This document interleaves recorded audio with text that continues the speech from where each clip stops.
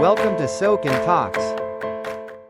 Jumpa kembali di Shodo, Jalan Bisnis, ruang di mana kita bisa berbagi inspirasi bersama dengan praktisi dan juga akademisi tentang hubungan Indonesia dan Jepang.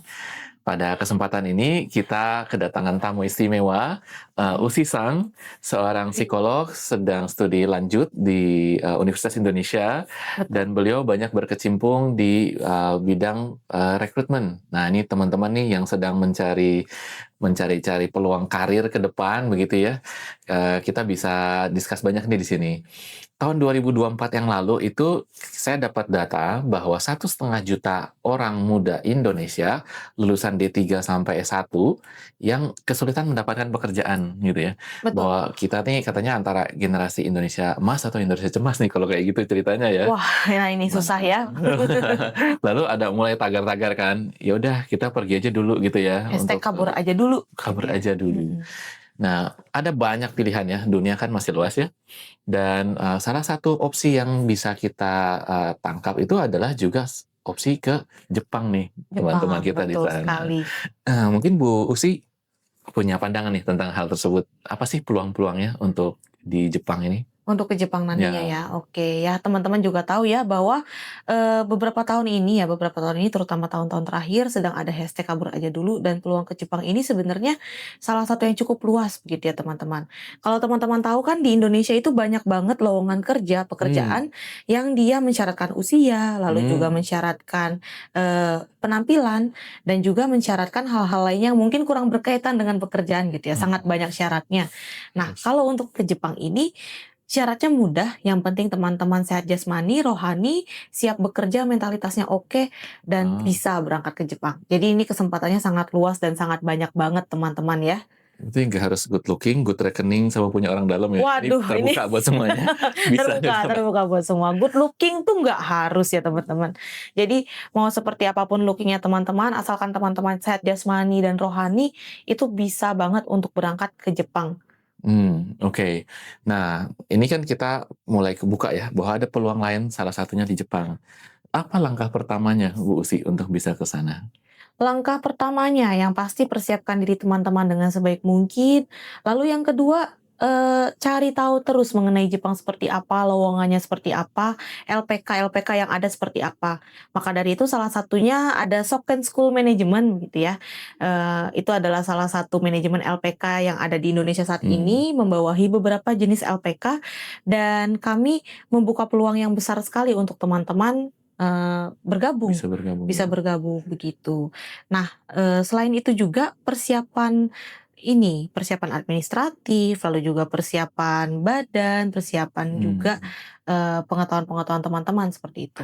Mungkin digali dulu ya, ini peluangnya di bidang apa aja ya dari Soken School Management ini? Nah, ini menarik sekali. Jadi memang kalau untuk saat ini sebagian besar kami membukanya untuk caregiver, perawat lansia atau kaigo. Teman-teman mungkin pernah mendengar hal tersebut gitu.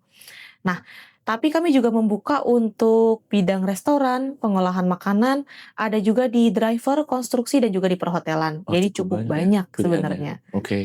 Jadi ini bisa disesuaikan sama minat sama latar belakangnya teman-teman ya, buat ke sana. Betul sekali. Oke, ini kan tadi disebutkan ada Soken School di Indonesia, rasanya ada banyak ratusan mungkin ya LPK. Apa sih yang membuat si Soken School ini berbeda gitu dibanding yang lain? Menarik sekali ini ya. Jadi kalau di tempat kami, satu, untuk LPK kami benar-benar memastikan teman-teman tidak hanya belajar di sekolah kami, tapi juga teman-teman akan dibantu untuk proses pencarian kerjanya, lalu juga sampai bekerja di sana masih diawasi, dibantu ketika di sana, dan juga ketika kepulangan akan dibantu. Jadi ini prosesnya end to end, bukan cuman rekrutmen, tapi juga end to end teman-teman dari masuk sampai dengan kembali lagi ke Indonesia begitu. Lalu yang kedua juga di Soken School Management ini kita mengutamakan kualitas begitu ya. Jadi yang dicari itu bukan cuma teman-teman yang mau bekerja aja, tapi juga teman-teman yang secara mental siap untuk belajar ke sana, bekerja di sana, dan juga siap untuk mempelajari bahasanya, budayanya, menyesuaikan diri dengan kondisi di sana. Jadi yang membedakan Soken School Management seperti itu, dan yang terakhir biasanya ini yang membuat teman-teman paling tertarik nih, dana talang. Iya. Oke. Ada dana talangnya, dan dana talangnya ini 100%. Jadi di awal untuk seluruh proses pembelajaran, mulai dari teman-teman proses rekrutmennya, lalu masuk ke pembelajarannya, dan juga sampai ke pembuatan visa dan sebagainya, itu semua sudah masuk ke dalam dana talang tersebut. Oke, by the way ini untuk usia berapa ya? Usianya? Dari 18 sampai dengan 35 tahun maksimal. Oke. Memang ada pembatasan karena dari Jepang sendiri itu kan ada beberapa regulasi yang mengharuskan teman-teman sudah sampai di sana ketika umur 35 tahun begitu ya. Cuman kami tidak menutup peluang untuk teman-teman yang usianya misalnya di atas 25 tahun gitu kan, masih bisa mendaftar ke tempat kami. Oke, kalau 18 tahun kan masih muda banget ya, belum punya credit score, belum punya track record begitu ya. Bagaimana proses seleksinya ini berlangsung, Bu Usi? Oh, menarik sekali ini ya. Jadi orang-orang baik itu yang berusia 18 maupun yang 35 tahun gitu ya, yang membedakan nantinya adalah bagaimana cara dia, mentalitas dia. Jadi bagaimana cara dia menyikapi pekerjaan, lalu juga persiapan-persiapan dia. Jadi tidak menutup kemungkinan untuk teman-teman yang berusia 18 tahun itu bisa diterima. Asalkan mungkin pernah punya pengalaman organisasi, itu bisa jadi penilaian tersendiri. Lalu juga teman-teman punya pengalaman volunteering, itu juga bisa jadi penilaian. Atau mungkin tidak harus volunteering dan organisasi, tapi bertanggung jawab dalam mengerjakan tugas-tugas sekolah, punya pemahaman apa yang harus dikerjakan, dan juga benar-benar punya niat untuk bekerja, itu juga jadi nilai plus tersendiri. Oke. Bu Usi bisa di-spill nggak prosesnya gimana sih? Mulai dari daftar sampai ke sana. Ini menarik banget ini ya. Jadi memang bisa di-spill banget nih. Untuk prosesnya sendiri pertama kita akan ada seleksi administratif. Jadi teman-teman akan diseleksi dulu data-data dirinya, dan jika cocok akan kami lanjutkan untuk seleksi BI checking namanya. Nah, BI checking ini dilakukan untuk melihat kesadaran teman-teman dalam mengelola keuangan. Bukan berarti kami ingin melihat utang teman-teman begitu ya, bukan. Cuman kami ingin tahu apakah teman-teman berpotensi untuk mengelola keuangan dengan baik atau tidak ke depannya. Terutama ketika di Jepang gajinya kan akan lebih tinggi. Jadi kami ingin tahu apakah cara teman-teman menghabiskan uang itu juga bijaksana begitu. Nah, yang kedua nantinya akan ada proses rekrutmen ini, psikotes. Akan ada proses psikotes. Psikotes ini untuk melihat potensi pembelajaran teman-teman seperti apa, kepribadian teman-teman seperti apa, lalu kecakapan-kecakapan kerja teman-teman, baik dari sikap kerja, ketahanan, ketelitian, lalu juga dari konsistensi pekerjaannya akan dilihat melalui psikotes tersebut. Itu kelihatan ya, Ibu? Bisa. Kebetulan bisa dilihat gitu ya. Asalkan dikerjakannya benar-benar ya, teman-teman. Oke. Gitu. Nah, lalu yang ketiga, mohon maaf, keempat ya ini. Keempat, selanjutnya ada interview. Ada interview. Nanti itu dilakukan untuk memverifikasi apakah data psikotes yang dilakukan sudah sesuai atau belum gitu. Ini satu bagian berarti ya, satu rangkaian? Ini satu rangkaian yang panjang nih. Dan yang terakhir nih adalah medical check up. Ini untuk memastikan apakah teman-teman sehat secara jasmani dan siap untuk bekerja ke Jepang. Jadi melalui medical check up ini harapannya teman-teman tidak akan banyak keluhan nantinya ketika di Jepang, dan memang secara fisik bugar gitu ya untuk menghadapi kondisi kerja di Jepang. Oke. Ini sebagian mungkin sudah punya pengalaman proses seleksi atau rekrutmen sebelumnya, tapi sebagian yang baru nih, apa aja yang harus dipersiapkan ya untuk tadi lewatin psikotes, lalu lewatin interview gitu ya, mungkin sesuatu yang baru gitu. Sesuatu yang baru ya, oke, ini menarik juga. Jadi hal yang harus dipersiapkan adalah mentalitas teman-teman pertama. Teman-teman harus yakin bahwa teman-teman bisa, dan teman-teman harus bisa mencari, memahami kelebihan dan kelemahan diri teman-teman seperti apa. Lalu mengolah hal tersebut dengan baik, dan dipersiapkan juga untuk proses seleksinya gitu. Dan yang kedua adalah pastinya persiapan yang matang, karena kebanyakan teman-teman di sini ketika sudah pernah menghadapi interview, menghadapi psikotes, jadinya cukup menggampangkan hal tersebut gitu. Sementara ada yang gitu ya? ada yang seperti itu. Ada kejadiannya. Sementara proses seleksi itu kan, berkesinambungan ya teman-teman dari awal sampai akhir, termasuk ketika di interview pun perilaku teman-teman akan dilihat, itu akan menjadi indikator apakah teman-teman benar-benar serius atau tidak untuk masuk ke LPK kami. Jika ada salah satu yang kurang perform, pastinya akan menjadi bahan pertimbangan gitu ya. Mhm, mhm, Nah, juga yang ketiga persiapkan portofolio yang baik gitu. Portofolio yang baik seperti mhm, apa? mhm, Kumpulkan pengalaman organisasi teman-teman atau pengalaman kerja teman-teman, disusun secara rapih dan nanti bisa disampaikan secara rapih ketika mhm. sesi interview, seperti itu. Oke, ini mensyaratkan harus sudah bisa bahasa Jepang belum ya? Karena kan kerjanya di Jepang sih. Oke, benar juga. Jadi untuk syarat bahasa Jepang tidak harus. Oke, oh Ya. oke. Teman-teman nanti akan diajarkan semuanya dari awal sampai akhir Mmm, gitu ya. Jadi untuk teman-teman yang memang belum bisa bahasa Jepang, nantinya akan, diajarkan oleh kami seperti itu. mhm, Jadi untuk mungkin startnya akan berbeda ya, ada beberapa mhm, teman-teman yang sudah sudah, iya, belajar bahasa iya, Jepang, ada juga iya, yang belum kan. Nah, tapi nantinya, walaupun startnya berbeda-beda, harapannya bisa selesai bersamaan. mhm, Dan sejauh ini dari Soken School Management memastikan hal tersebut terjadi. Caranya ketika pertama kali masuk teman-teman akan diberikan kurikulum yang sudah, satu standar. Kami menggunakan namanya ARBI Method. mhm, ARBI Method ini menggabungkan kurikulum yang ada di dalam kelas, jadi teman-teman nantinya akan mempelajari buku-buku pelajaran bahasa Jepang. mhm, Mungkin ada yang pernah mendengar Minna no Nihongo gitu mhm, kan, nanti mhm, akan dipelajari di sana di kelas, dan selanjutnya akan ada juga activity learning. mhm, Jadi pembelajaran yang berbasis praktikal mmm, untuk mempersiapkan teman-teman menghadapi, ujian-ujian spesifik gitu, mhm, kemampuan spesifik dan teknis. Dan selain itu juga ada pembelajaran kebudayaannya dengan pembiasaan sehari-hari. Jadi nanti mhm, teman-teman akan dibiasakan untuk memilah sampah sederhana itu iya, atau katanya ribet ya di sana sampai 17 macam, segala macam. betul, tapi kalau di kita 3 dulu 3 dulu ya, aja, 3, 3 dulu heeh, aja yang penting teman-teman konsisten melakukannya. Lalu juga, kebiasaan sopan santunnya gitu kan ya, cara berbicara dengan orang yang lebih, tinggi iya, ataupun yang lebih tuakan ya, rendah dituakan gitu. Jadi oh, semuanya diajarkan dalam ARBI Method tersebut terangkum dalam satu kurikulum yang akan teman-teman rasakan selama 5 bulan nantinya setiap hari. mhm, mhm, mhm. Oke, Bu, Usi kan udah ratusan mungkin ribuan kali ya yang pernah ngelaluin proses ini, wawancara. Apa Iya. sih X faktornya gitu kalau misalnya ada ya, yang orang-orang yang nanti bisa berhasil, bisa bertahan, bisa Mhm. thrive di Di Jepang? sana ya, Heeh, di heeh, Jepang. mhm. Oke, ini menarik juga.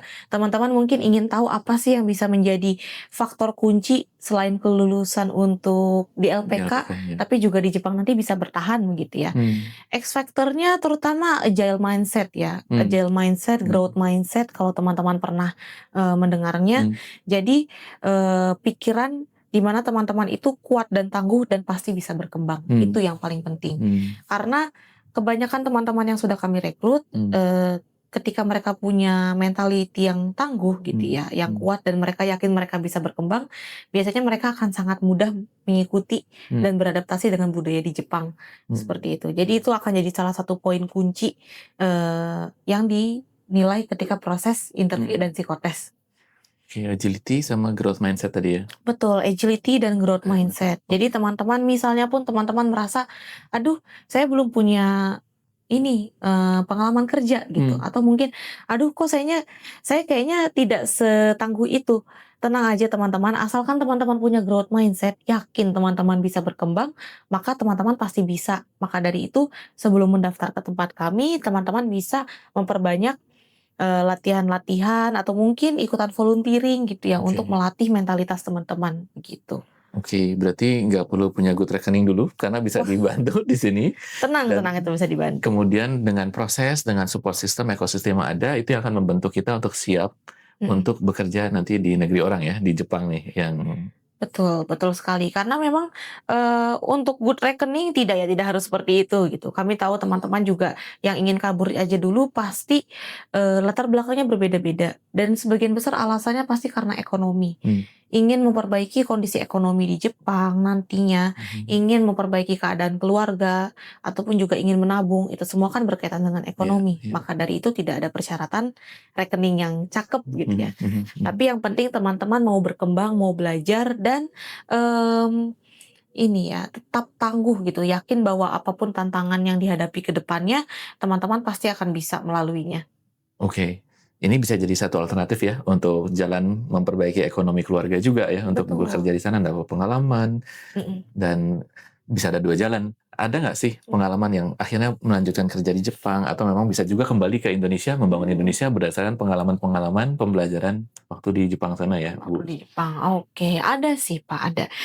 Untuk sejauh ini memang beberapa lulusan kami masih di Jepang semua seperti itu ya, karena kan memang Soken School Management ini baru berdiri, tapi mereka juga ada banyak yang mulai mempersiapkan untuk tinggal jangka lama Hmm, di sana, sudah mulai mempersiapkan untuk ikut yang namanya Tokuteiji no kedua gitu. Oke. Dan di proses selanjutnya kalau bisa tinggal jangka lama, jadi bisa bawa keluarga juga kan dari Indonesia. Oke. Gitu. Jadi memang Jepang itu sangat membuka ini ya, kesempatan yang besar untuk teman-teman tinggal menetap di sana asalkan track record-nya bagus. Ya. Maka dari itu proses seleksi SDM-nya pun yang kami lakukan di awal itu kami usahakan sebaik mungkin dan seketat mungkin Oke. agar SDM yang dihasilkan di sana juga SDM yang berkualitas. Oke, jadi bukan cuma kompetensi belajar aja, tapi karakternya ya. Karena yang dibutuhkan justru kredibilitas dan bagaimana dia punya karakter yang baik untuk bisa bekerja jangka panjang di sana. Betul, betul Oke. sekali. Integritas, kredibilitas, dan karakter itu jadi 3 inti kunci gitu ya bagi kami semua untuk bisa meloloskan teman-teman nantinya. Tuh, itu bocorannya ya teman-teman, apa yang perlu dipersiapkan. Bu Usi, semoga teman-teman sudah lebih kebayang ya tentang proses untuk menjadi langkah pertama menuju impian atau cita-cita membangun karir di Jepang ya, dalam hal ini di Jepang. Dari Bu Usi ada pesan-pesan nggak nih ya buat teman-teman muda yang masih galau nih mau milih saya mau lanjut studi aja atau saya milih untuk bekerja membangun pengalaman di Jepang? Menarik nih, menarik sekali. Nah, kalau dari saran saya sendiri ya, sebelum teman-teman melanjutkan ke Jepang, teman-teman bisa pertimbangkan dahulu matang-matang, Hmm. apakah teman-teman benar-benar ingin ke Jepang, lalu juga kira-kira peluang yang ada di Jepang itu seperti apa, teman-teman bisa konsisten nggak dengan peluang tersebut ketika nanti sudah diambil begitu. Dan pastinya ya untuk mempersiapkan diri sebaik mungkin. Jadi persiapan itu tidak harus teman-teman sekarang sudah punya pekerjaan gitu kan ya, tidak. Tapi yang penting teman-teman latih diri teman-teman, entah itu dari segi teman-teman ingin belajar bahasa Jepang dulu di awal, atau mungkin teman-teman berlatih cara proses penalaran yang baik gitu kan. Menonton juga YouTube-YouTube mengenai cara kerja di Jepang itu seperti apa. Nah, itu bisa dilakukan gitu, selalu persiapkan diri dengan sebaik-baiknya, begitu. Oke, terima kasih Usi-san. Mhm. Eh, Rekan-rekan, para pemirsa, mungkin bukan kebetulan ya bisa nonton Shodo ini, ketemu sama Bu Usi yang ngasih tips-tips untuk bisa mulai kerja di Jepang. Mhm. Silakan dipertimbangkan tadi tips-tips dari Bu Usi, Mhm. dan ketika sudah memutuskan, silakan untuk bisa berkontak dengan dengan Soken School, and see you inside dengan Bu Usi berikutnya. Oke, see you inside. Terima kasih Sampai banyak. jumpa, teman-teman.